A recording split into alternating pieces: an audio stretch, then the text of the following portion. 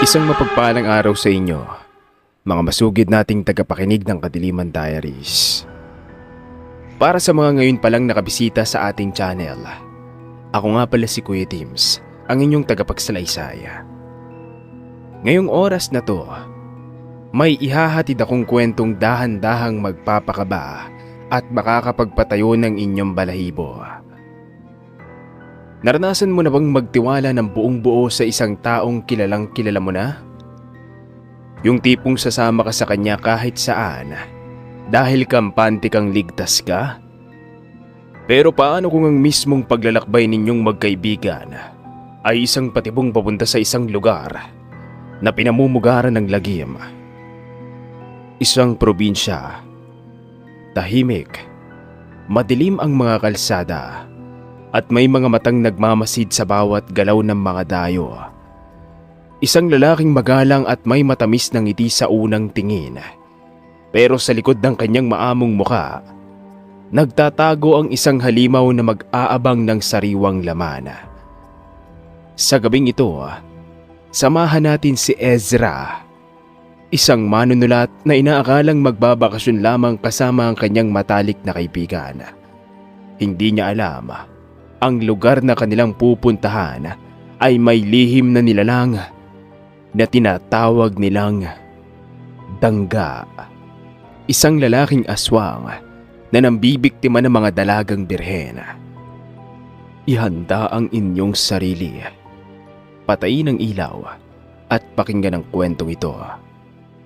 Ito ang Kadiliman Diaries.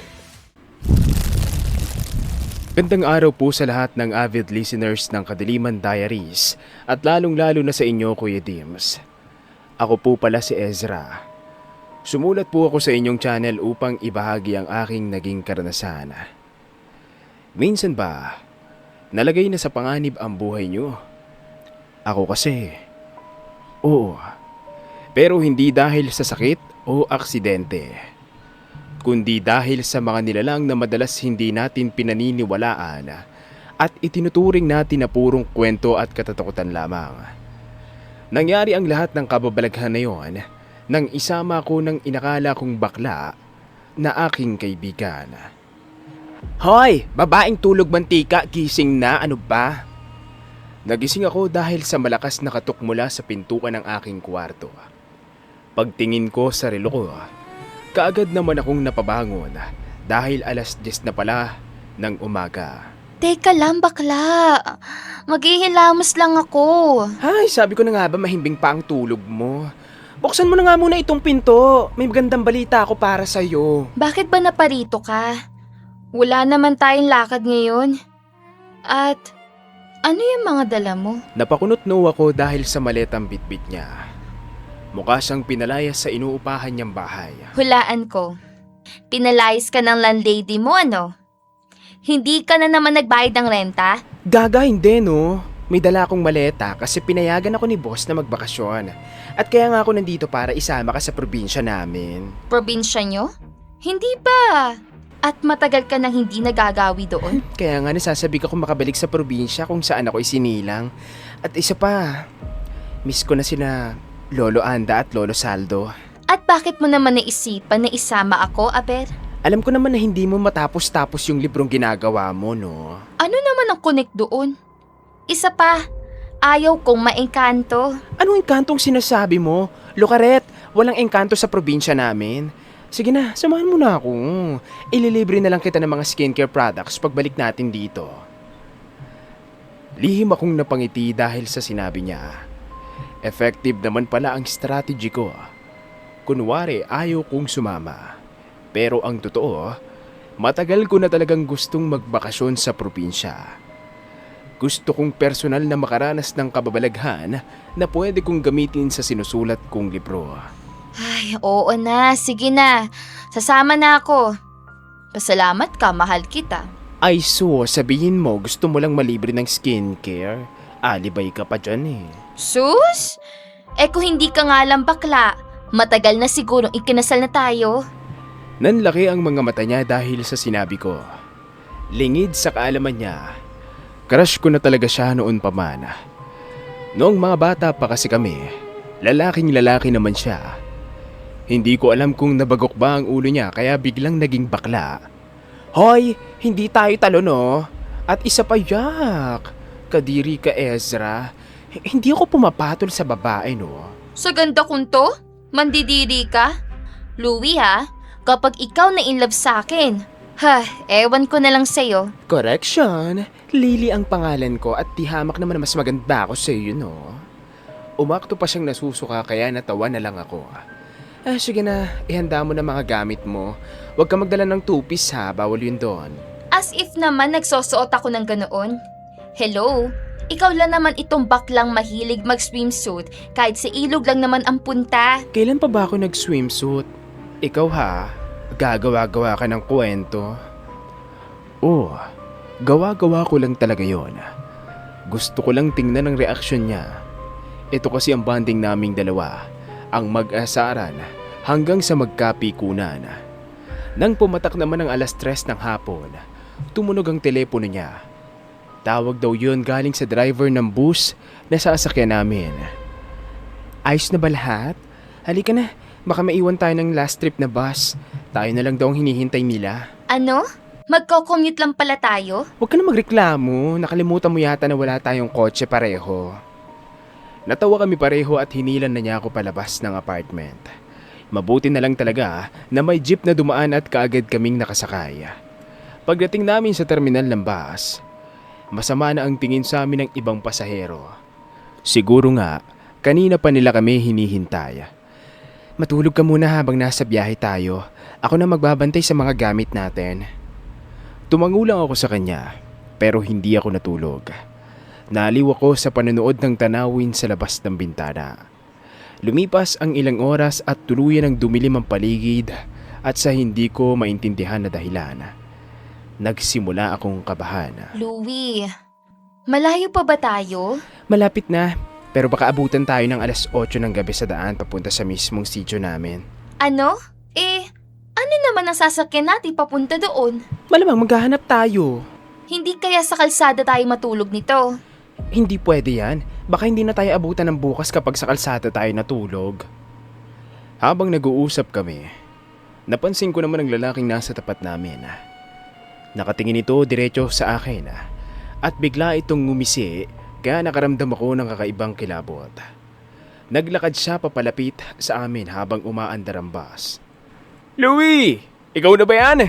Bibisita ka ba sa probinsya natin? Ay Fidel, ikaw na ba yan?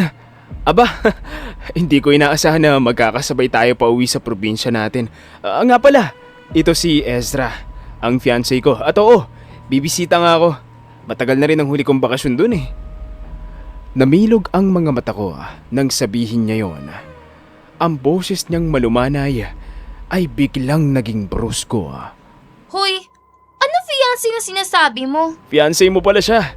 Akala ko pinsan mo. Sayang, maganda pa naman. Biglang humigpit ang kapit ni Louie sa jacket ko. Baka may plano kang diskartehan itong fiancé ko. Ngayon pa lang pre, sinasabi ko na sa'yo, huwag mo nang ituloy. Tumawa si Fidel at bumalik na sa kanyang upuan.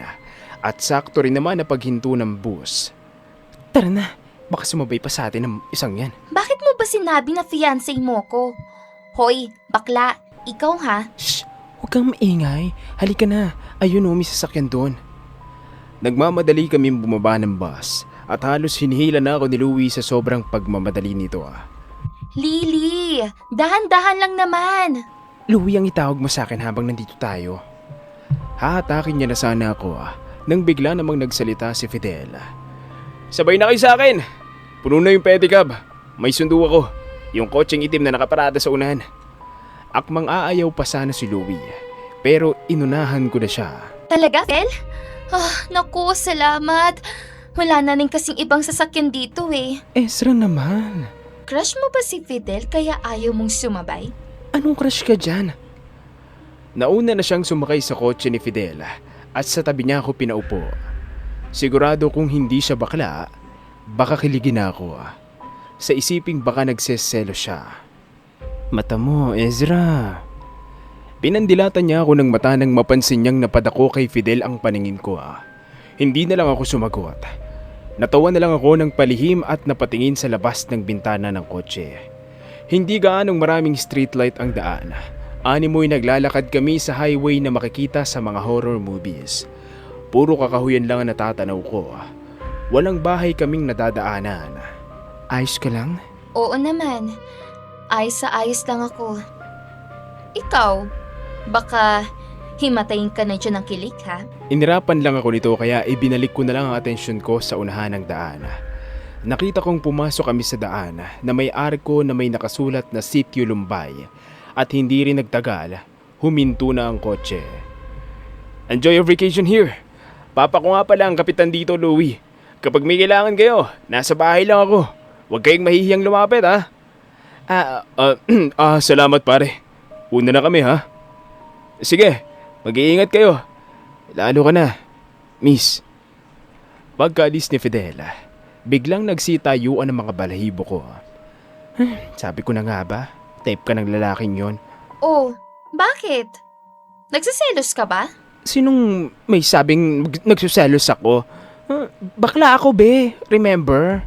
Nabubuking ka na sa sarili mong bibig. Wala naman ako sinabing nagsiselos ka kay Fidel. What I mean is, nagsiselos ka sa akin. Kasi ako ang type niya, hindi ikaw. Sira, hindi ako papatol sa lalaking yun, no? Never. Halika na nga. Baka mamaya niyan natutulog na sina Lola. Hindi na tayo pagbubuksan no ng pinto. Pagkarating namin sa isang bahay na nakahiwalay sa karamihan, kaagad nang kumatok si Louie. Pagbukas ng pinto, isang matandang babae ang bumungad sa amin. Magandang gabi po, Lola. Ikaw na ba yan, Louie? Ang laki mo na, apo. Tara, pasok kayo. Bago pa man kami nakapasok, nagsimulang umalulong ang mga aso. Tila ba'y may kakaiba silang nakikita o nararamdaman. Bakit may dala kang babae dito? Ay nako, delikado. Pasok na, bilis! Bigla akong kinabahan dahil sa naging bungad sa amin ng lolo ni Louie. Naging aligaga ito at may kung ano-anong inilagay sa paligid ng bahay. Isinarado niya ang pinto at nilagyan pa ito ng walis. Ano pong problema, Lolo? Wala pang tayong babae na nakakalabas dito na buhay. Po? Ano pong ibig niyo sabihin? May nambibiktima na dangga sa sityo na ito. Lahat ng dayong babae na nagbabakasyon dito, nakikita na lang sa kakahuyan na wala ng buhay. Ano po ang dangga, Lolo? Daga po ba na malaki? Aswang iyon na po. Lalaking aswang na babaeng birhen ang binibiktima nito. Bakit hindi ko nalaman ng tungkol dito? Wala namang balita na umaabot sa Maynila eh. Hindi naniniwala ang mga pulis sa aswang. Kaya sinasabi nilang may taong pumapatay dito. Pero bilang albularyo, nararamdaman ko ang presensya ng dangga sa paligid. Malakas ito. May pananggalaban sa kakayahan kong kilalanin siya bilang tao. Natigilan ako saglit sa sinabi nila. Napansin ko naman ang pag-iiba ng ekspresyon sa mukha ni Louie. Hindi ako papayag na makuha niya si Ezra. Dadaan na muna siya sa bangkay ko. Ganyan nga apo, dahil wala sa lahi natin ang pagiging malambot. Nakita ko naman na namilog ang mga mata ni Louie dahil sa sinabi ng lolo niya.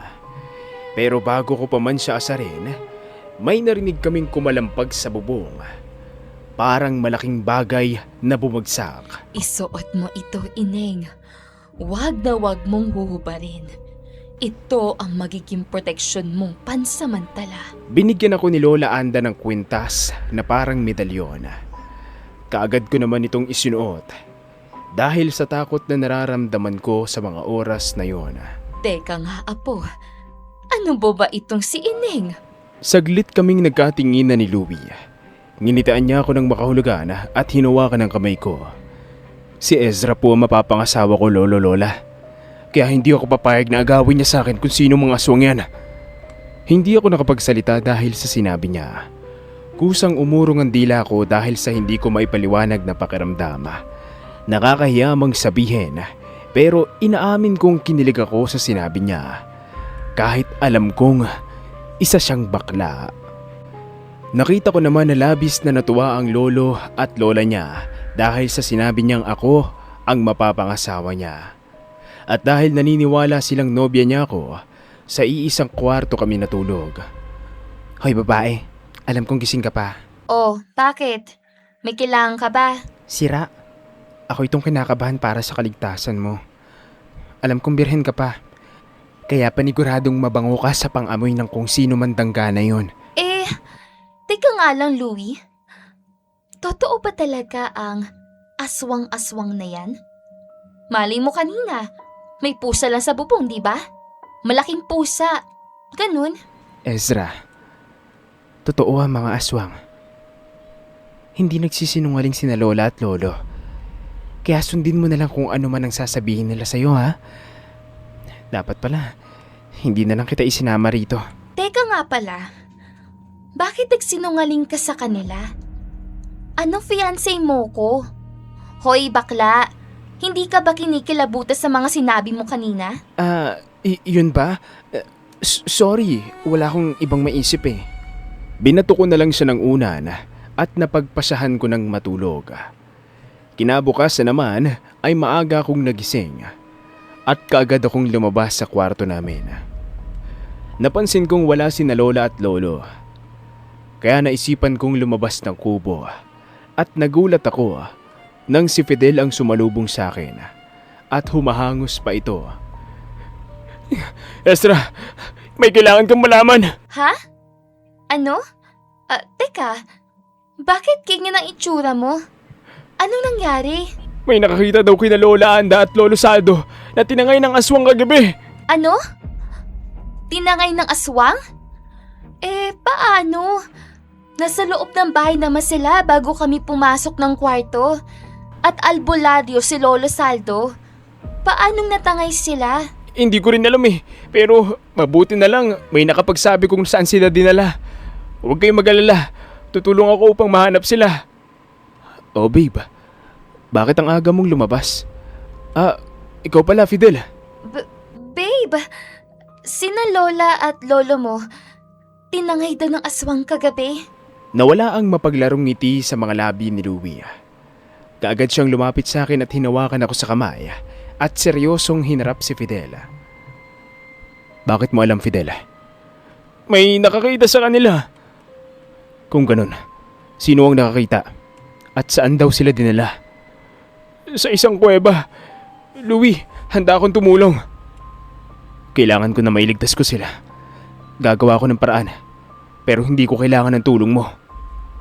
Hinila ako ni Louie papasok sa bahay at naiwan si Fidel sa labas. Hindi ko lubos maintindihan kung bakit ganoon siya kay Fidel.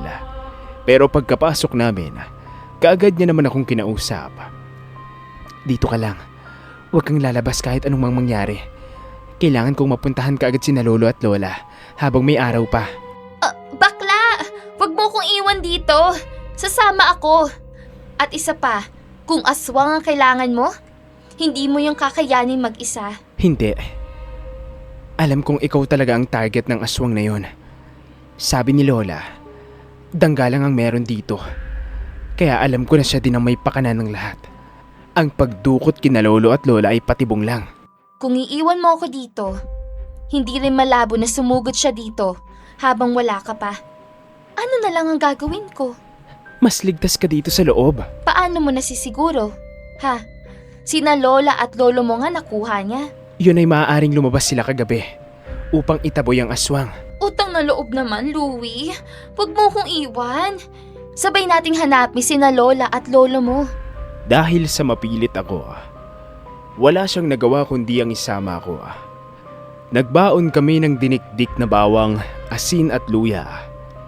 Nagdala rin ng itak si Louie at ako, tanging kutsilyo lang ang armas na dala ko. Pagkalabas namin ng bahay, wala na si Fidel at tahimik ang paligid. Binaybay namin ang daan papunta sa magubat na bahagi. Alam mo ba kung saan na kuweba sila dinala? Sana man lang nagpatulong tayo kay Fidel. May pagtingin ka ba sa hambog na yon? Ayan ka na naman eh. Ang sakin lang naman, para mapabilis ang paghahanap natin. Iisa lang ang kuweba dito, Ezra. At alam ko kung saan yun. Nag-iba ang tono ng pananalita niya, pati ang kanyang boses. Natahimik naman ako at sumunod na lang sa kanya. Mahaba na rin ang nilakad namin at ayon pa sa kanya, malapit na raw kami. Kaso lang biglang umulan. Kinailangan naming maghanap ng masisilungan pansamantala. May nakita kaming kubo at dumiretso kami doon. Hindi namin inaasahan na may bata palang nakatira doon. Hello, Ate Kanda at Kuyang Pogi. Bakit kayo narito sa gubat? Bata, mag-isa ka lang ba dito? Naku, pasensya na ha. Makikisilong lang kami. May hinahanap kasi kami. Umuwi na kayo. Delikado kung tutuloy pa kayo. Ha? Bakit naman delikado? Dahil markado na ng dangga, itong si Ate Ganda. Kapag naabutan kayo ng dilim sa labas, wala na siyang kawala. Paano mo alam ang bagay na yan? Hindi na importante kung paano. Basta umuwi na kayo. Pero kailangan kong iligtas ang lolo at lola ko. Wala sila sa kuweba. Nasa lumang bahay sila ng dangga. Ayan, wala na ang ulan. Mauna na ako sa inyo. Tumakbo palayo ang bata at mabilis itong naglaho. Kami naman ni Louie ay nagkatinginan saglit. Hindi ko lubos maintindihan ang mga sinabi ng bata. Bata lang yun. Huwag tayong bastang maniwala. Tara na. Tumuloy kami sa paghahanap at sa wakas, nahanap na nga namin ang kuweba. Inihanda ni Louie ang flashlight bago kami pumasok. Tahimik lang kami, pero nakikiramdam din sa paligid. Sobrang tahimik ng paligid. Nakakakilabot ang katahimikan. Maya-maya ay may narinig kaming tawa. Kaya napalingon kami sa gawi kung saan iyon nanggaling. Nagulat pa ako nang si Fidel ang bumungad sa amin. Fidel? Surprise! Fidel, nasaan ang lolo at lola ko? Salamat sa paghatid ng magiging asawa ko, Louie. Ano? Louie, anong sinasabi niya? Tumahimik ka, Fidel. Sinong may sabi na ibibigay ko sa'yo si Ezra? Ulol, akin lang siya. Magkakamatayan muna tayo bago mo siya makuha. Hinawakan ni Louie ang kamay ko at itinago ako sa likod niya. Lalaking lalaki na ang tindig niya, maging boses niya. At si Fidel, bigla ang tumingala at unti-unting nagbago ang anyo. Nagulat ako sa naging itsura niya. Buong sistema ko ay nanginig at halos hindi na ako makagalaw sa kinatatayuan ko. Sinasabi ko na nga bang ikaw ang dangga na nanggugulo sa probinsya? Ibigay mo na lang sa akin ang babaeng yan. Palalabasin kita dito ng buhay. Talaga? O sige, lapit ka dito. Sa'yo na siya. Hoy, bakla! Sila ulo ka ba? Pinaghahampas ko si Louie sa braso, pero hindi man lang siya gumalaw. Naglakad na papalapit si Fidel, kaya naiiyak na ako. Akala ko talaga ibibigay na niya ako, pero nang makalapit ito, bigla niya itong binanatan. Hinanda ko talaga to para sa'yo! Walang iya ka! May ipinalsak si Louie sa bunganga ni Fidel, kaya napahiyaw ito ng malakas. Natumba ito, kaya't sumugod na si Louie. Naalala ko ang dala namin na mga pangontra, kaya kaagad ko yung inilabas at sabay-sabay na inihagis kay Fidel. Mas lalo itong namilipit sa sakit, pero hindi ito tinigilan ni Louie. Nagkamali ka nang napili mong biktimahin! Kapag ang babaeng pinakamamahal ko ng pinag-uusapan, nagiging halimaw ako. Hindi ba't bakla ka? Bakla? Malas mo. Napaniwala rin kita. Ngayon, sinasabi ko sa'yo, hindi ako bakla. At ako ang tatapos sa kahayupan mong aswang ka! Hindi ko nalubos maintindihan kung ano ang nangyayari. Hindi rin naging madali kay Louie na talunin si Fidel dahil sa angking lakas nito. Pero sa huli, nagawa niya itong mapatay. Nagtamo ng maraming sugat sa braso at katawan si Louie, kaya nilapitan ko siya kaagad. Nanginginig pa noon ang mga kamay ko, pero pinagtawanan na lang niya ako at bigla niyang hinawakan ang kamay ko. At nagulat ako nang bigla niya akong halikan. Hoy, bakla! Bakit? Sorry. nagsinungaling ako. Sorry kasi nagpanggap ako. Hindi talaga ako bakla. Nagpanggap lang ako para mas lalong mapalapit sa'yo at para maprotektahan ka. Ezra, simula noon crush na talaga kita. Ano? Loko ka ha? Nakakagulat na revelasyon ang nalaman ko tungkol sa pagkatao niya. At hindi pala totoo na wala siyang balita tungkol sa mga nangyayari sa lugar nila. Kaya pala siya nagbakasyon dahil humingi na ng tulong sina Lola Anda sa kanya. At oo, naging pain nga nila ako. Pero hindi ako nagalit kahit ganun pa man. Naiintindihan ko rin naman sila. At ang mahalaga sa akin, hindi kami napahamak. Sina Lola Anda at Lola Saldo pala. Ikinulong sila ni Fidel sa lumang bahay nila. At si Lily na anak pala ng albularyo ang tumulong sa kanila na makalabas doon. Dahil sa nangyari, pinalis ng mga taga-baryo si Kapitana. Kahit papilit nitong ikinigiit na hindi siya aswang, gaya ng anak niyang si Fidel. Kami naman ni Louie, nagkaaminan na din ng totoong nararamdaman. Siyempre, hindi na ako nagpakipot. Bumalik kami sa Maynila. Naging magkarelasyon at nauwi din sa kasalan. Hindi ko inaakala na sa bakasyon namin sa probinsya nila pala, magsisimula ang love story naming dalawa. Hindi ko alam kung dapat ba akong magpasalamat kay Fidel. Kasi kung hindi dahil sa kanya, malamang nagpapanggap pa rin si Louie na bakla. Hanggang dito na lamang po ang aking kwento. At sana may nakuha kayong aral. Sana'y huwag kayong gumaya kay Louie na hinintay pang malagay sa alanganin ng buhay ng mahal niya bago nagtapat ng totoong nararamdaman. Hindi natin alam ang hangganan na ng buhay natin. Kaya dapat, ang bawat oras ay pahalagahan natin. Huwag din sana tayong basta-basta magtiwala sa mga tao. Maging bagong kakilala man o kahit matagal nang kakilala. Ang tiwala ay hindi dapat kaagad ibinibigay ng buo.